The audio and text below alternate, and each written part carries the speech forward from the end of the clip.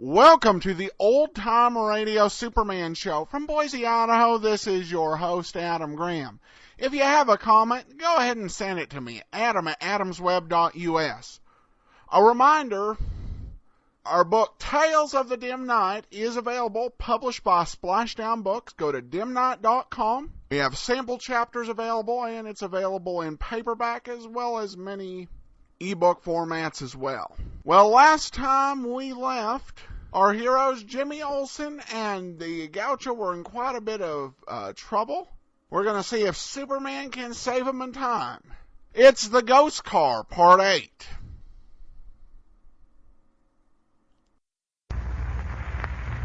Presenting the transcription feature, Superman. Look, up in the sky. It's a bird. It's a plane. It's Superman.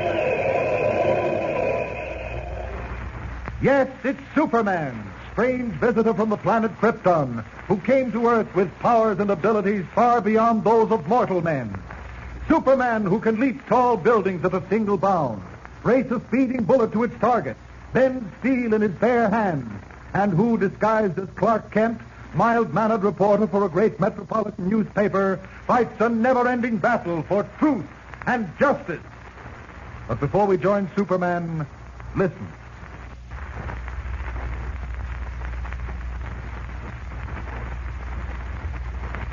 And now to our story.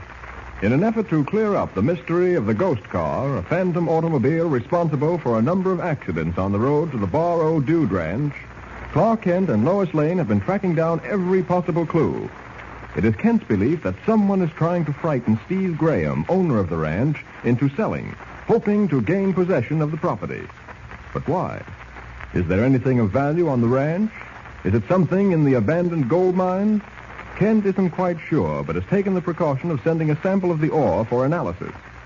In the meantime, young Jimmy Olsen and Alfredo, a gaucho employed on the Dude Ranch, are bound hand and foot in a deserted cabin in the hills. Attempting to burn through the rope tied around his wrists, Alfredo has backed up to a kerosene lamp on a table. And suddenly, the lamp crashes to the floor. Oil-fed flames leap high as Jimmy and Alfredo, helpless, look on in terror. And meanwhile, back at the ranch, Kent and Lois are waiting for a searching party to be organized. Clark, what's keeping Mr. Graham? We'll never pick up Jimmy's trail unless we get started. Why can't you and I go on alone? We don't know this country, Lois. Say, what's that red glow in the sky? Where? Beyond that hill, see? Oh, yes, I see. It was probably the moon coming up. I don't think so. It's flickering. Maybe it's a brush fire. Where on earth is Mr. Graham? I'll be back in a minute, Lois. I've got to get something in the ranch house. Clark, wait a minute. I'll be right back. I don't think anyone can see me behind this barn. It's a good thing it's dark. I have an idea that's a campfire up in the hills, and if it is, it deserves investigation as Superman. Up, and away! Leaping into the darkness, Superman streaks for the telltale orange glow on the horizon, wheels above it in strange flight. It's a cabin on fire. Wait. I hear someone crying for help. Yes. Someone's trapped in that cabin. Down. There. Not much time left. Burning like tinder. Door's locked. Have to crash through. What? Great Scott. Jimmy and Alfredo, unconscious on the floor. Another few seconds, it would have been too late. I've got them. Now to carry them through that wall of flame. Here goes. There we are. I don't think either of them have been burned. Smoke got them more than anything else. Oh, Jimmy. Alfredo's coming too. I'd better assume my role of Clark Kent. I bought a rope, boy, Jimmy. I get us out. Take it easy, Alfredo. Senor, Kent, where do you come from? Where is Jimmy? The fire. Jimmy's all right, Alfredo. Smoke knocked him out, that's all, but he's coming around. Jimmy, it's Mr. Kent. What happened? What? I saw the fire, Jimmy. I broke in and pulled you both out. Mr. Kent. Gosh, I thought we were gone. Well, you had a narrow escape. Who tied you up, Jimmy? Shorty, one of the ranch hands. Shorty? Why, of all the... We've got to get back to the ranch before he gets away. Think you're ready to ride, you two? Oh, sure, Mr. Kent. I feel fine now. How about you, Alfredo? I ride fast like the wind. All right, come on then. Good thing you tied up your horses or they wouldn't be here now. Jimmy, you'll have to share the saddle with me. Okay. All right, up you go. Yeah. All set, Alfredo? Si, senor. All right. Hope Shorty's still at the ranch. Wherever he goes, senor, I chase him until I catch him.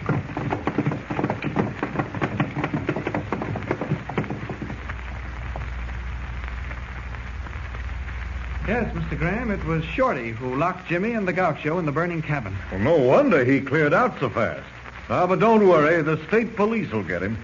Well, then, I guess our job here is finished, and we can get on back to Metropolis. Mr. Kent, I'll never be able to thank you for what you've done. Oh, not at all. Glad to be of service. And now, if we hurry, we can just make the last train out.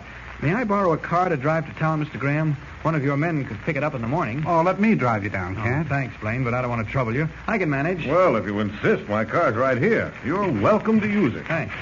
All right, come on, Lois and Jimmy. Okay. In you go. There we are. That's it. Goodbye, everybody. Goodbye. Many thanks, Mr. Kent. Mr. Graham. Come back and pay us a visit soon, all of you. All right, thanks. Bye.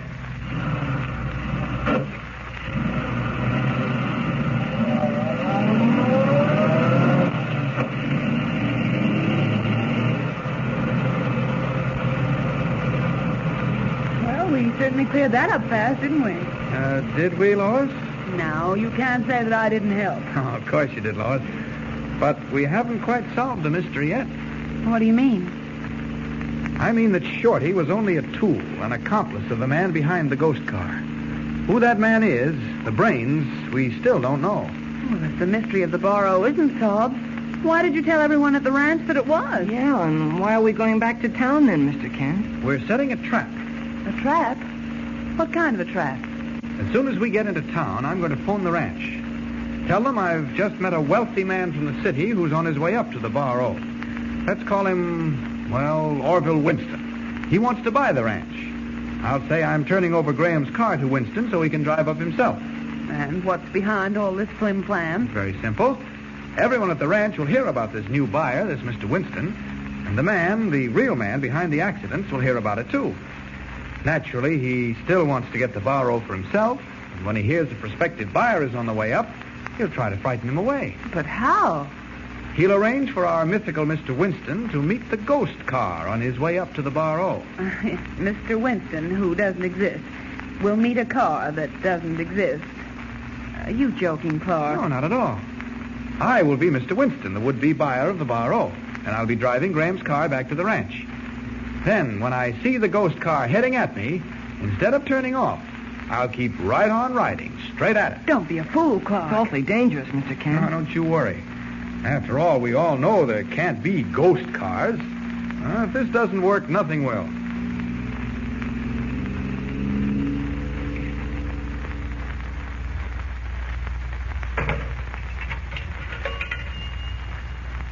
Number, please. The Bar O Dude Ranch. I think the number 625. One moment, please. Bar O Ranch. Oh, hello. This is Clark Kent. Oh, yes, Mr. Kent. This is Blaine speaking. Oh, hello, Blaine.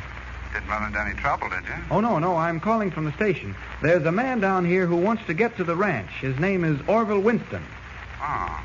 Oh, do you guess? No, I don't think so. He said something about wanting to buy the ranch from Mr. Graham. Oh, I see. I thought it might be a good idea to let him bring Mr. Graham's car back.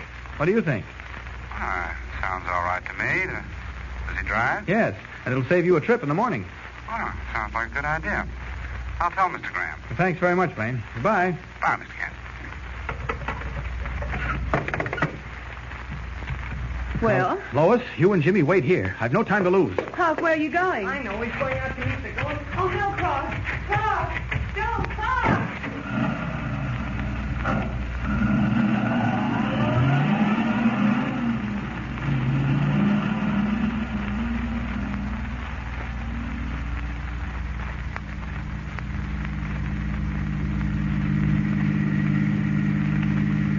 Now to meet up with the ghost car as Superman. The tunnel's up ahead a short distance around that curve. the Phantom automobile is going to put in an appearance tonight, I'll meet it head-on in just a moment. Yes, there it is. Headlights gleaming. All right, ghost car, get ready for a crash.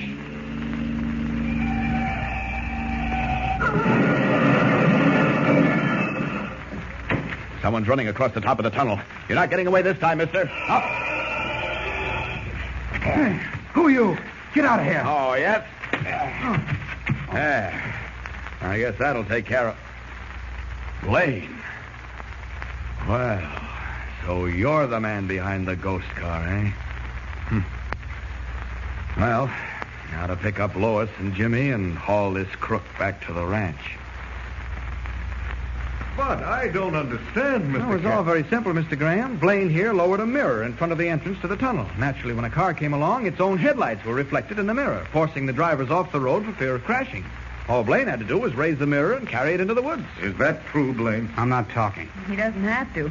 The sheriff will find the remains of the mirror on the road. Why did you do it, Blaine? Why? I told you I'm not talking. Obviously, he wanted the ranch, Mr. Graham. Yeah, but why? It has no particular value. I wonder. In fact, I sent a sample of ore from your abandoned gold mine to a mineralogist in the city. I have a feeling that mine isn't as worthless as you seem to think. Oh, that reminds me, Kent. The telegraph office phoned a message for you a few minutes after you left. I wrote it down on this slip of paper. Oh, thanks.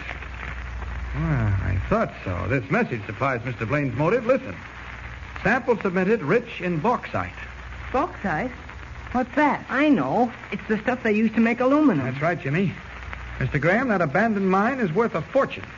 You know how the government needs aluminum today. It's more precious than gold. You mean that old mine is going to help build planes? Fighting planes? That's exactly what I mean. Kent, I don't know how to thank you. I'm too old to give active service to my country. But you presented me with an opportunity to really lend a hand. Oh, don't thank me. Just get to work and put that mine in operation as fast as you can. While our ghost friend Blaine is thinking it over in prison, you can be joining in the fight for democracy. And so another baffling mystery is solved through the cleverness of Clark Kent and the prowess of Superman. But unknown to either Kent, Lois, or Jimmy, all is not well back in Metropolis. At this very moment, Editor Perry White is frantically putting through a long-distance call summoning Kent back. What has happened? Tune in and follow the new and thrilling story with Superman. Don't forget, tune in again for the next thrilling episode with Superman. Look, up in the sky. It's a bird. It's a plane. It's Superman. Superman is a copyrighted feature appearing in Action Comics magazine. Welcome back. Well, this was definitely a satisfactory conclusion, done very tightly. I was right to suspect the man that Steve Graham had hired, the manager. I mentioned it, and it turned out that it was indeed Mr. Blaine. The moral of this story seems to be that you cannot trust the people you hire. But regardless, I thought it was cleverly resolved and just really fun to listen serial. James Lance liked it as well. His main criticism of the story was that for a serial entitled The Ghost Car, we didn't see the ghost car all that much, though I tend to not think that was such a big deal because some of the titling is things that were used internally or have since been added by fans of the series and are not necessarily essential to the series. Well, that finishes the ghost car, and we'll begin the last of the original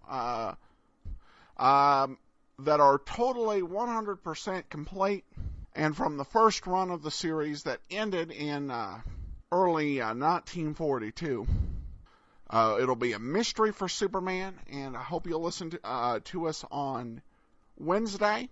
In the meantime, send your comments to adam@adamsweb.us. And remember to check out Tales of the Dim Night at dimnight.com. From Boise, Idaho, this is your host, Adam Graham, signing off.